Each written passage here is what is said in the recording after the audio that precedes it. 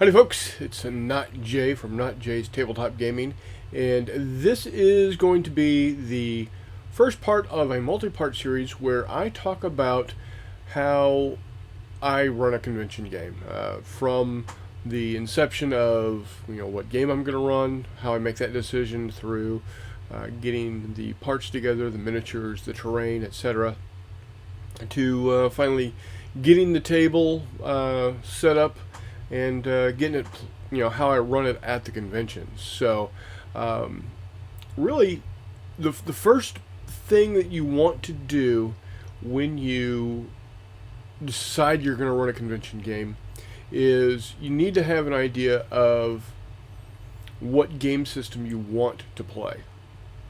And even before that, you need to kind of have an idea of what you want to present to the convention, to your players.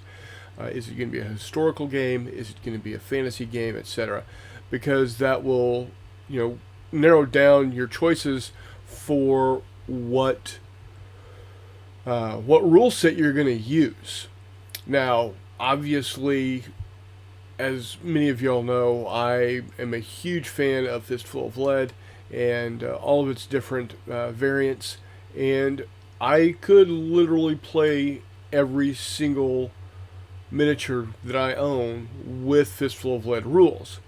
But sometimes there may be better rules out there. For instance, if I wanted to do a World War II game that is very specific on weapons and that type of thing, I might choose something other than Fistful of Lead. I might choose Chain of Command by Two Fat Lardies, or I might choose another variant of game out there. But understanding what you're going to decide to play or present at the convention is going to tell you, what games to look at. Now, one of the primary criteria that you've got to have, no matter what, when you are looking at running a game, is how many players can the rules really be able to handle effectively. Again, I go back to Fistful of Lead, and I've played games where there's 10 players. I've run games where there's 8 players. So I know I can get a good amount of players on a convention table with Fistful of Lead. Some other games out there that I have run with multiplayers is I've run Chain of Command. It's a little more difficult to do, but if you use kind of like the big Chain of Command concept, where each player is their own platoon leader, and then you've got kind of an overreaching commander, like a company commander. That works pretty well. I've also run Force on Force with multiple players. That one, lends itself to multiple players because each player is going to have a fire team or two, so that works out really well also. And of course, my Ocean Thunder, I've had as many as 8 players on Ocean Thunder, a variant of Ocean Thunder, a stripped down version that I call Admiral's Challenge. I've actually had 12 players going at one time on that game. So each player only had a single ship, but it was still, I still had 12 players on that game. So it works out really well. So really the first thing is, once you figure out the genre or the historical era that you're going to play, you want to then make sure that the game you want to run has the ability to have enough players for it to be conceivable for a convention game. The minimum number you want on a convention game is absolutely minimum is 4. 6 to 8 is more ideal. 10 really gets to pushing it, but it can be done. So, yeah, figure out your genre or era you're wanting to play.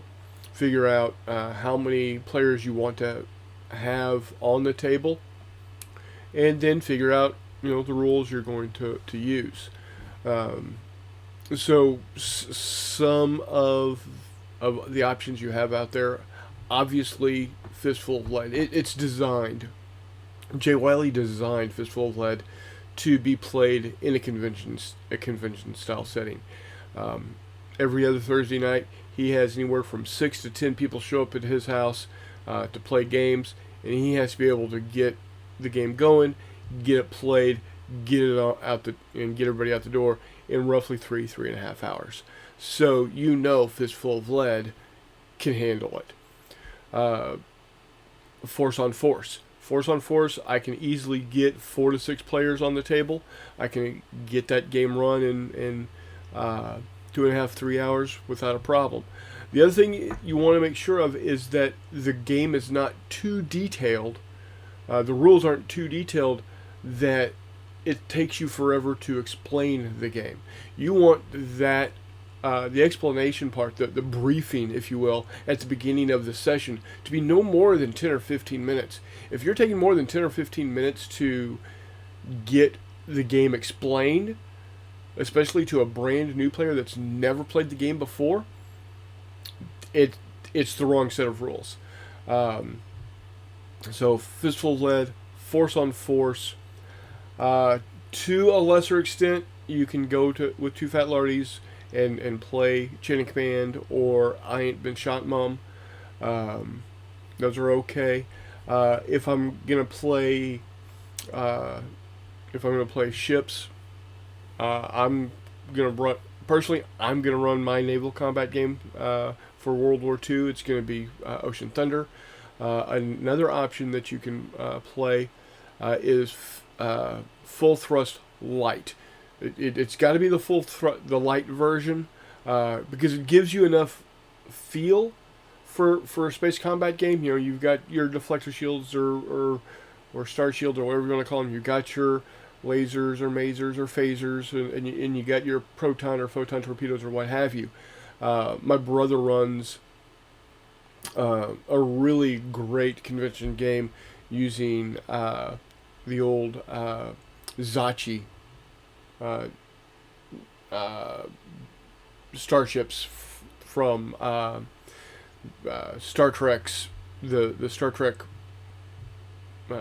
technical manual that was produced back in the late 70s, early 80s, where you've got the Enterprise and the single nacelle scout ships and the triple nacelle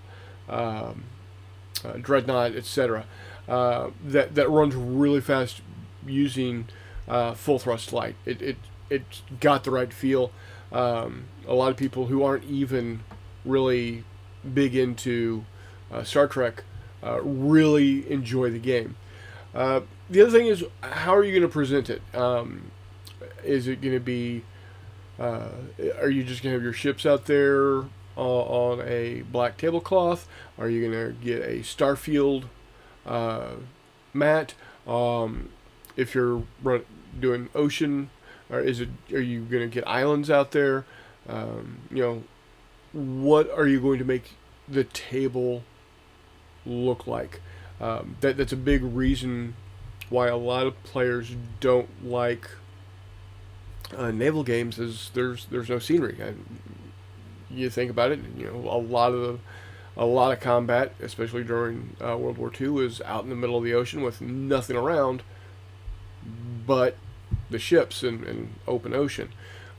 I'm hoping to be able to get my Savo Island going, which will allow me to have some scenery out there with my little ships. So, those are the type of things you need to think about when you're going into it.